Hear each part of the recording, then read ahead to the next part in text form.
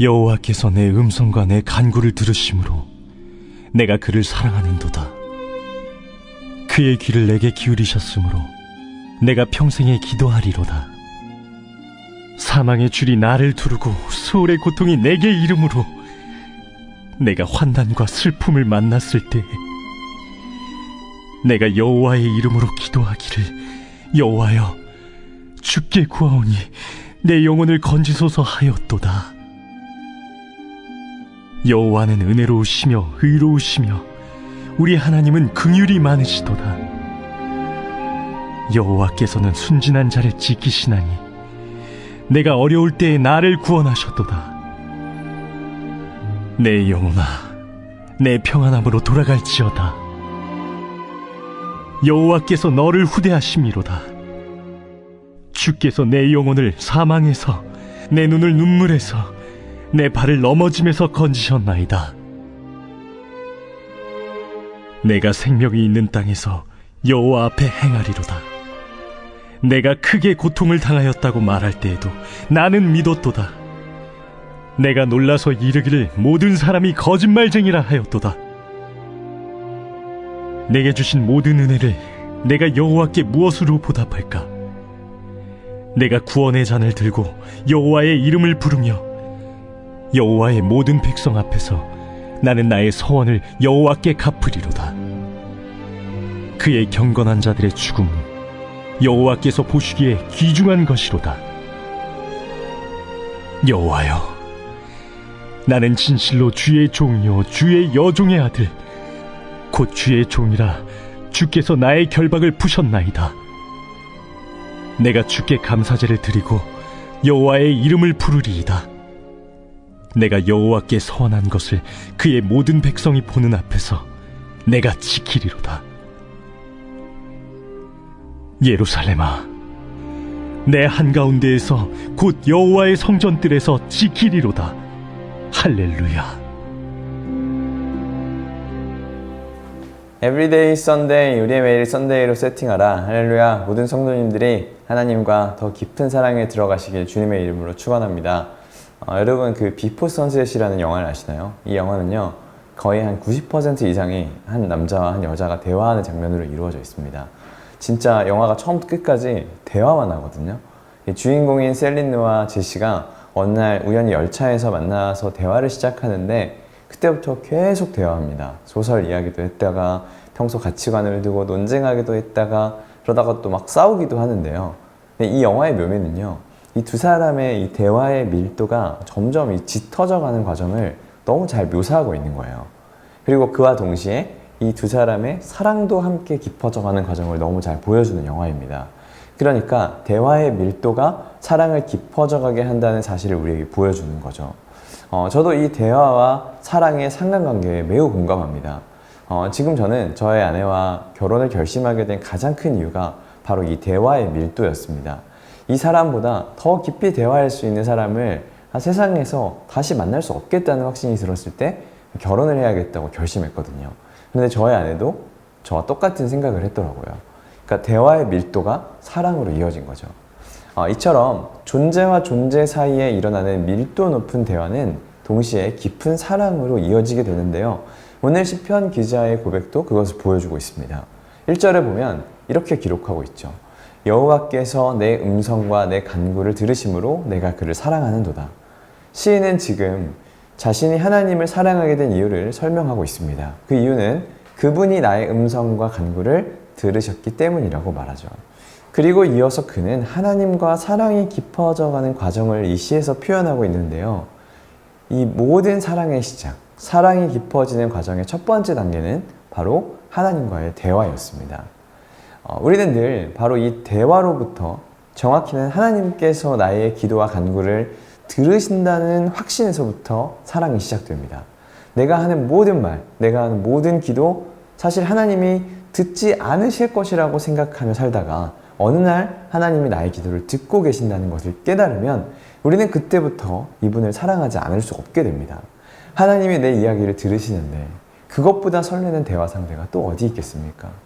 얼마 전에 한 성도님의 이렇게 인스타 스토리를 보고 있는데 그분이 그날따라 산책이 좀 하고 싶었고 또 과일이 먹고 싶었대요. 그런데 한 친구가 30분 있다가 집 앞으로 산책하러 나오라고 해서 나갔는데 마침 그 친구가 또 집에 있던 신비복숭아를 주려고 가지고 왔다는 거예요. 저는 그 스토리를 보면서 뭐 그냥 우연일 수 있겠지만 하나님께서 그날 그 성도님의 그 작은 소원을 들어주심으로 내가 너를 주목하고 있고 너를 특별히 사랑하고 너의 마음에 귀 기울이고 있다고 표현해 주신다고 느껴졌어요. 하나님은 이토록 세심하신 분이고 사랑이 많으신 분입니다. 실제로 내 마음에 있는 작은 소리 하나까지도 아픈 마음, 탄식 소리, 기뻐하는 마음, 모든 마음들을 다 아시고 들으시며 우리를 도우시는 분이십니다.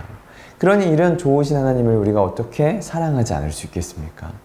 시인은 이어서 자신이 이번에 고통 중에 있었을 때 하나님이 나의 기도를 들어주셨던 것을 고백합니다. 3절, 4절입니다.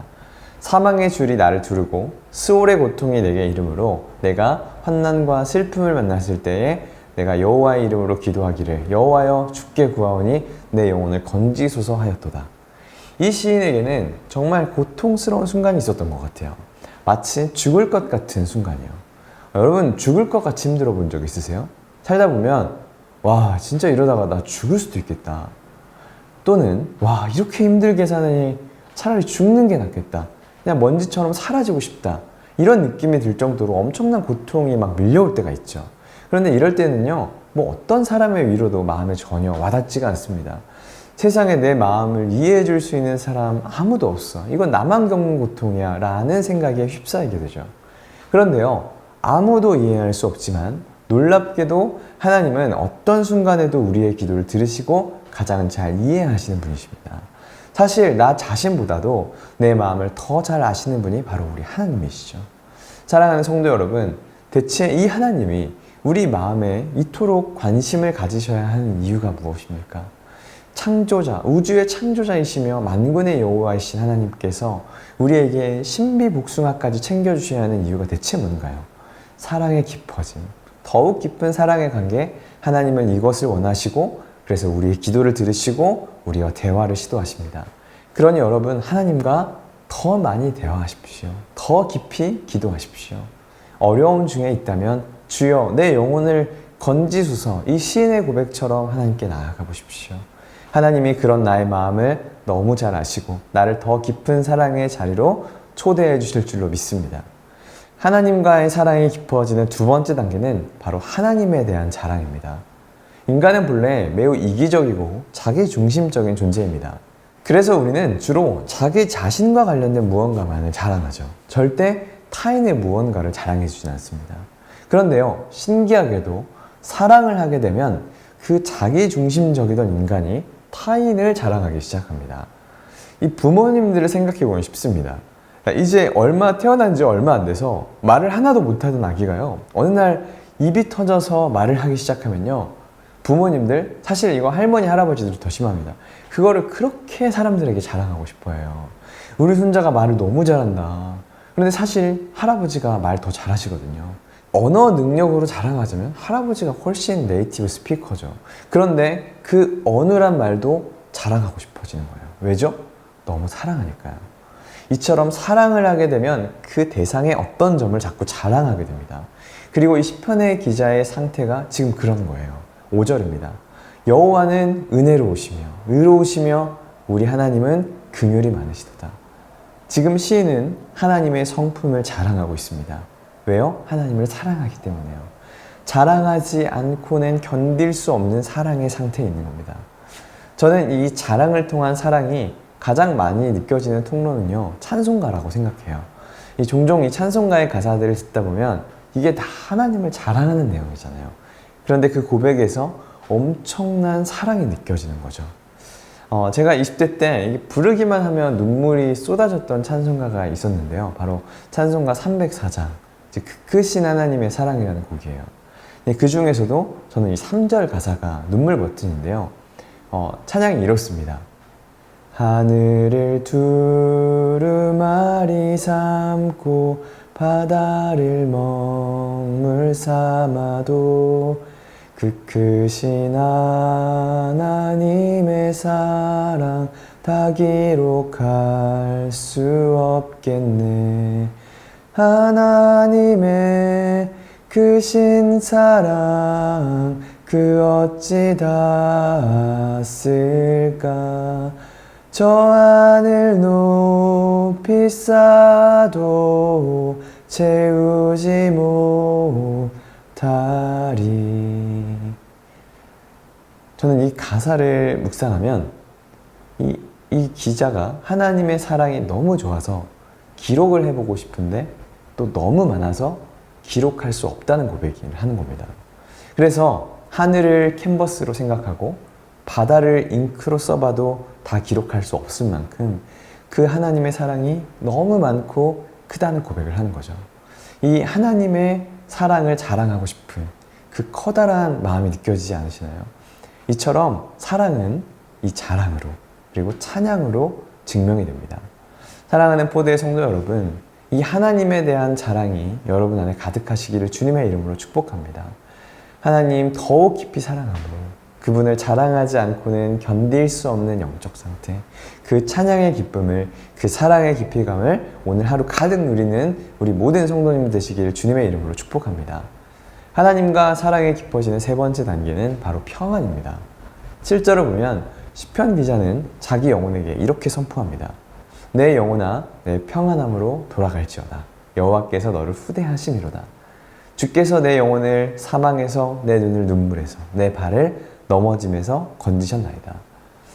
시편 기자는 분명 어려운 시간을 보내고 있었지만 그는 하나님으로 인하여 평안으로 자신의 영혼을 돌이킬 수 있게 된 것입니다. 이게 바로 사랑의 결과입니다. 사랑은 우리를 평안하게 합니다. 하나님이 나를 후대하시기 때문에 마음에 평안이 몰려오는 것이 바로 이 깊어진 사랑의 특징이에요. 우리가 사랑에 대해 하는 오해 중에 하나는 뭔가 긴장하게 하는 것이 사랑이라고 착각하는 겁니다. 여러분, 환승연애라는 프로그램 아시나요? 그 프로그램에서 한 패널이 다른 패널들에게 이런 질문을 하거든요. 여러분은 같이 있을 때 긴장하게 하는 사람이랑 편안한 사람이랑 어떤 사람이 더 좋을 것 같으세요? 라고 질문을 합니다. 그런데 그때 한 패널이 이런 답을 하더라고요. 저는 연애는 긴장하게 하는 사람이랑 하고 싶고 결혼은 편안한 사람이랑 해야 한다고 생각하는데요. 참 의미심장한 답변이죠. 즉 영구적인 사랑은요, 이 평안과 한 세트입니다. 사랑은 결국 우리를 평안에 이르게 해주는 거예요. 오늘 시편 기자의 고백처럼 나를 후대하시는 하나님 때문에 마음에 한없는 평강이 채워지는 것, 어떤 순간에도 어떤 어려운 상황이 내 앞에 몰려와도 평안으로 돌아갈 수 있는 그 근력을 소유할 수 있게 되는 것, 이것이 하나님과 사랑이 깊어질 때 우리 영혼 중심에서 일어나는 현상입니다. 예레미야 29장 11절입니다.